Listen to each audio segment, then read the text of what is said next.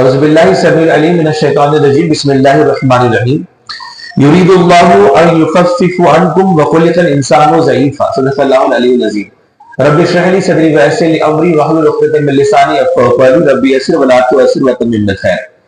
عزیز بچوں، آج ہم لوگ سورہ نساء کے قرآنک لیسنز پہ غور کریں گے۔ سورہ نساء مدنی سورت ہے اور اس میں 176 ورسز ہے۔ اس کا سینٹرل تھیم بیسیکلی ویمن ہے۔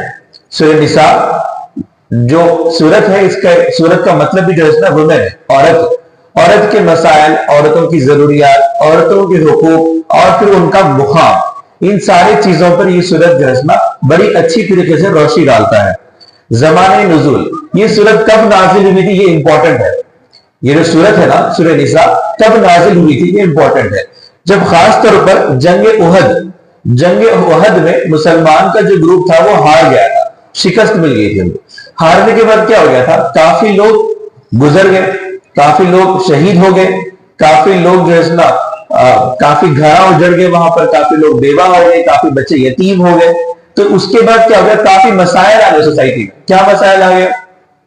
سپوز کرو کہ کافی ایسے صحابہ ہیں جو شہید ہو گئے، تو ان کے گھروں میں ان کی جتنے بھی خواتین تھے وہ تو پھر وڈو ہو جائے گی نا، بیوہ ہو جائے گی اور بچے پورے یتیم ہو جائیں گے۔ تب جو ہے سوسائٹی میں کافی مسائل آ گئے تھے۔ پھر آخر کار ان بیواؤں کو لے کر کیا کیا جائے، ان کی شادی کا کیا مسئلہ ہوگا، مہر کا کیا مسئلہ ہوگا، وراثت کیسے تقسیم ہوگی، یتیموں کے ساتھ کیسا برتاؤ کرنا ہوگا، یہ سارے سوالات ذہن میں آ گئے تھے۔ ان کے جواب کی شکل میں جو ہے نا وقتاً فوقتاً اللہ تعالیٰ قرآن مجید میں آیتیں نازل کرتے گیا۔ اسی ساری آیتوں کو ایک جگہ کر کے اس سورت کا نام ہے سورہ نساء۔ تو یہاں پر ہو رہا کیا، ایک جنگ کے بعد جو ہے نا کافی ایشوز سامنے آ گئے۔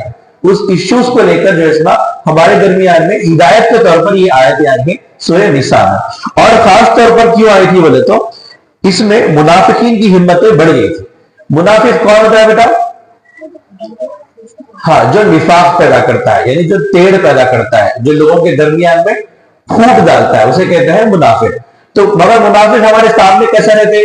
اچھا رہتے، اسلام قبول کر کے اسلام ہی کے فالو کرنے والوں میں سے رہتے منافق، ٹھیک ہے۔ لیکن ان کا کام کیا رہتا ہے، ان کو وہ لوگ کیا کرتے ہیں، پھوٹ ڈالتے ہیں۔ اب فار ایگزامپل ایک جنگ میں کافی مسائل آ گئے تھے، ٹھیک ہے، تو یہاں منافق کیا کرتے معلوم ہے، جتنے بھی لوگ پریشان ہیں، جو یتیم بچے پریشان ہیں، جو بیوہ عورتیں پریشان ہیں، جس کے گھر اجڑ گئے نا، وہ سارے پریشان لوگوں کو جا کے ساتھ دیتے، ارے میں آپ کا ساتھ ہوں، آپ پریشان مت ہو، بلکہ گھر کی چیزیں لے کے دیتے، بہت سپورٹ کرتے، ٹھیک ہے۔ لیکن سپورٹ کرتے کرتے بیچ میں کیا ڈالتے معلوم ہے، کیا بول کے بولتے رہتے بیچ میں، یہ پورا جنگ کی وجہ سے ہوا، جنگ نہیں ہو جس تو یہ سوکھ نہیں ہوتا تھا، تاکہ لوگ افسوس کرنا۔ آری گٹی میں پوائنٹ، ٹھیک، یہ ان کا طریقہ ہوتا ہے منافق کا۔ فار ایگزامپل ایک سپوز کرو کہ یہاں پر ایک چھوٹا بڑا حادثہ ہو گیا، ٹھیک ہے، حادثہ ہو گیا تو پورے لوگ جمع ہو گئے، کوئی ایکسیڈنٹ ہو گیا، کسی کو مار لگا، ایکسیٹرا ایکسیٹرا، ٹھیک ہے۔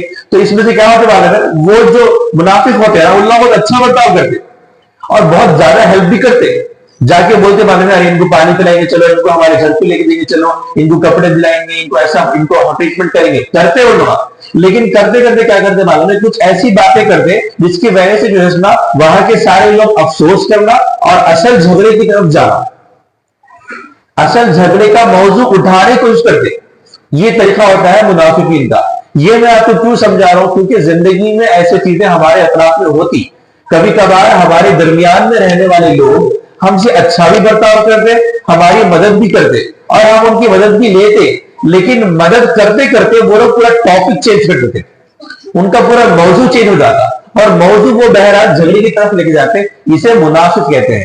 تو یہ ایشو جب ہو گیا تھا جنگ کے بعد میں، کافی گھر اجڑ گئے تھے، کافی گھروں میں مسائل ہو گئے تھے، کافی بچے یتیم ہو گئے تھے، کافی عورتیں جو ہے نا پھر بیوہ ہو گئی تھی۔ تو یہ اس میں کیا ہو گیا، منافق لوگ کیا کرتے، ان کی ہمتیں بڑھ جاتی، وہ لوگ کیا کرتے ہیں، ڈاؤٹ ڈالتے رہتے، یہ جنگ کی وجہ سے ہوا، جنگ نہیں ہونا تھا، یا پھر ایسا ہونا تھا، اسلام میں اب کیا کریں گے، اتنے بیوہ عورتوں کا کیسا مسئلہ حل کرے گا، وہ اللہ کے رسول کیسا کریں گے، یہ یتیم بچے کہاں جائیں گے، وہ تو وانٹیڈلی یہ پھوٹ ڈالتے دماغ میں، لیکن سامنے سے کیا کرتے، ہیلپ کرتے، ٹھیک ہے۔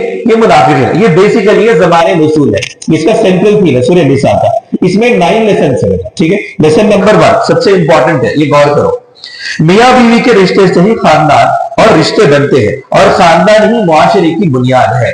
اسی لیے میاں بیوی کے رشتوں کے درمیان میں درار ڈالنا، لڑائی لگانا سخت گناہ ہے، اور رشتوں کو قائم رکھنا اور اسے چلانا محض اللہ کے ڈر سے کرنے کی ضرورت ہے.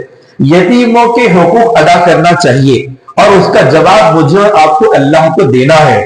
اور پھر وراثت کے احکام، یعنی اگر سپوز کوئی انتقال کر جاتا ہے تو اس کی جو بھی پراپرٹی ہوتی ہے، ٹھیک ہے، وہ پراپرٹی برابر بچوں میں، لڑکیوں میں اور پھر بیوی یا پھر اگر کوئی خاندان کے لوگ ہیں ان حیثیت میں برابر ان کا ڈسٹریبیوٹ کرنا چاہیے. اس کے کچھ احکامات ہیں، وہ احکامات ہم ابھی ڈسکس نہیں کریں گے کیونکہ وہ ہمارا ٹاپک نہیں ہے. ٹھیک ہے، بس یہاں یہ بتا رہا ہوں کہ کس طرح سے ایک خاندان بنتا ہے اور وہ خاندان کی وجہ سے معاشرہ بنتا ہے. میاں بیوی کے رشتے سے ہی خاندان بنتا، اسی سے معاشرہ بنتا. سپوز کرو کسی گھر میں ایک میاں اور ایک بیوی کو، یعنی ایک شوہر اور ایک بیوی کو لڑانے کے لیے کوئی بھی اگر کام کر رہے ہیں تو ان لوگ پورا کا پورا معاشرے کے نظام کو بگاڑنے میں کام کر رہے ہیں. اس لیے یہاں پر سخت سزا کی گفتگو یہاں پر ہو رہی ہے. اگر کوئی وراثت کے احکام میں خلاف ورزی کرتے ہیں پراپرٹی ڈسٹریبیوشن میں، ٹھیک ہے، اس میں اگر کوئی صحیح سے کام نہیں کرتے ہیں تو ان کا انجام دوزخ ہے، یہ بتایا جا رہا ہے. دوسرا لیسن یہاں پر اہل کتاب کو اسلام کی دعوت. اہل کتاب کون ہے؟ Jews and Christians. ان کو پھر اسلام کی دعوت دی جا رہی ہے کہ اسلام میں ان سارے مسائل کے باوجود بھی اللہ تعالیٰ کے پاس کیسا معاملہ ہے. کرسچنز میں کیسا ہوتا؟ اگر ایک بار کوئی جو ہے کسی کا ہسبینڈ انتقال ہو جاتا ہے تو وہ نن بن جاتے ہیں، نہیں، ان کے پاس کوئی آگے زندگی نہیں رہتی. Not just Christians, almost all religions میں. لیکن اسلام ویسا نہیں کرتا. اسلام ان کی زندگی کے واسطے بھی ملٹیپل مواقع دیتا ہے. ٹھیک ہے، ان ساری چیزوں کو سامنے رکھتے ہوئے پھر سے ایک مرتبہ اسلام کی دعوت دینے کی ضرورت ہے اہل کتاب کو. یہ ہمارا دوسرا لیسن ہے. تیسرا لیسن یہ ہے کہ اسلامک ریاست میں، اسلامک اسٹیٹ میں، یعنی ایسا اسٹیٹ جہاں پر گورنمنٹ جو ہے اسلام کی ہے، ٹھیک ہے، تو اسلامک اسٹیٹ میں کیا حقوق و فرائض رہیں گے، یہاں پر تھوڑی سی روشنی ڈال لیں.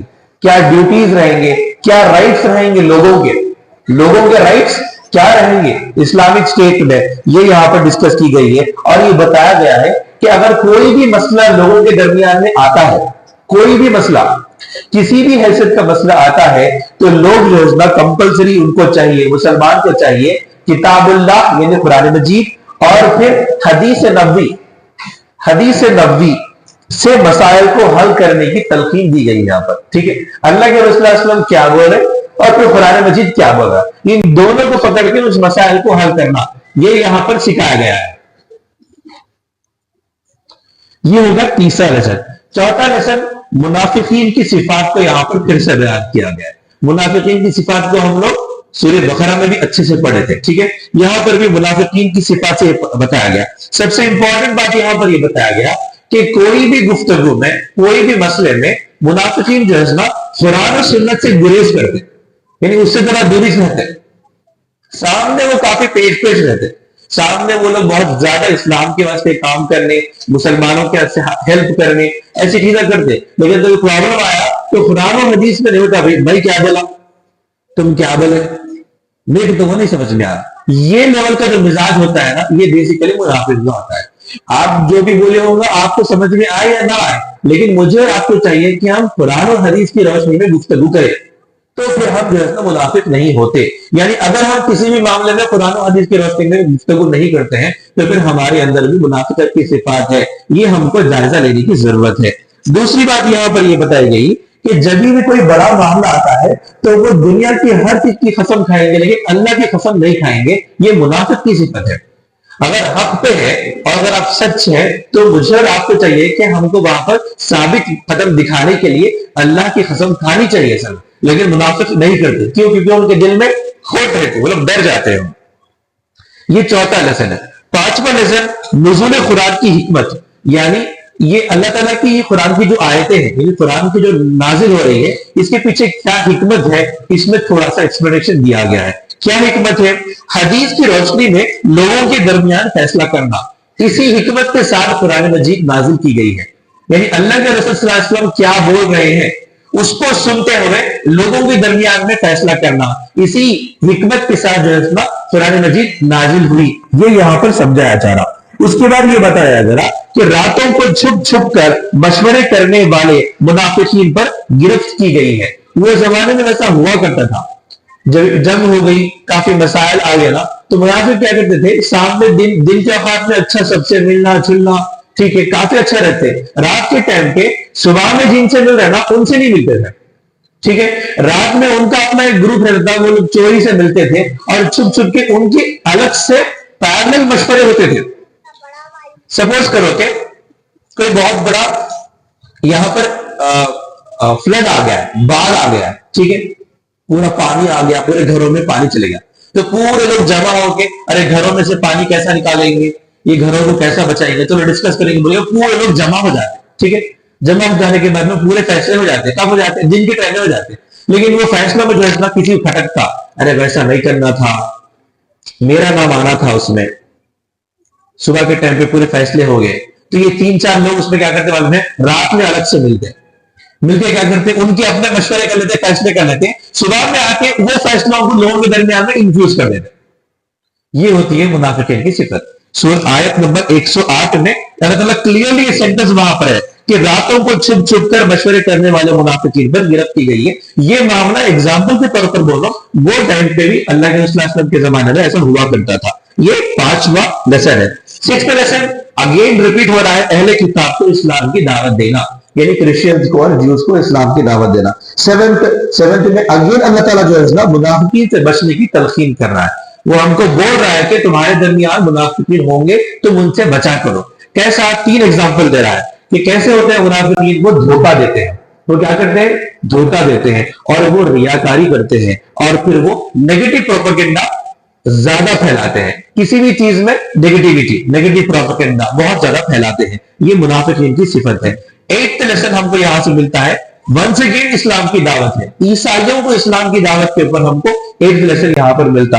اور 9واں لیسن پورا کا پورا جو ہے وراثت کی تقسیم کے اصول کے اوپر ہے، کیونکہ وراثت کی تقسیم کا جو معاملہ ہے وہ ایک بہت میچور ٹاپک ہے، میرے آپ کے سامنے ابھی گفتگو کا موضوع نہیں ہے، کبھی کسی اور موقع پر انشاءاللہ ڈسکس کریں گے. تو اس حیثیت میں سورہ نساء کے ہم کو 9 لیسنز ملتے ہیں. سورہ نساء کا جو نزول کا وقت تھا وہ جنگ احد کے بعد جتنے بھی گھر اجڑ گئے تھے، جن کے گھروں میں مسائل تھے، یتیم تھے، بیوہ لوگ تھے، ان سارے لوگوں کے مسائل کو لے کر اللہ تعالیٰ جو ہے ان کے پرابلم کو سالو کرنا، ان کے حقوق ملنا، ان کی زندگی میں جو ہے آلویز روشنی رہنا، اور اسلام جو ہے کس طرح سے عدل اور انصاف کے اصول دیتا ہے، اس حیثیت میں سورہ نساء چیپٹر دا وومن میں ہم کو سمجھایا گیا ہے. اللہ تعالیٰ سے دعا ہے کہ اللہ تعالیٰ مجھے اور آپ کو کہنے سننے سے زیادہ عمل کی توفیق عطا فرمائے، ہمارے بازوؤں میں طاقت عطا فرمائے، ہمیں علم اور حکمت سے نوازے، اور پھر مجھے اور آپ کو قرآن مجید پڑھنے کی توفیق عطا فرمائے. رب اغفر وانت خیر الراحمین. جزاک اللہ. السلام علیکم.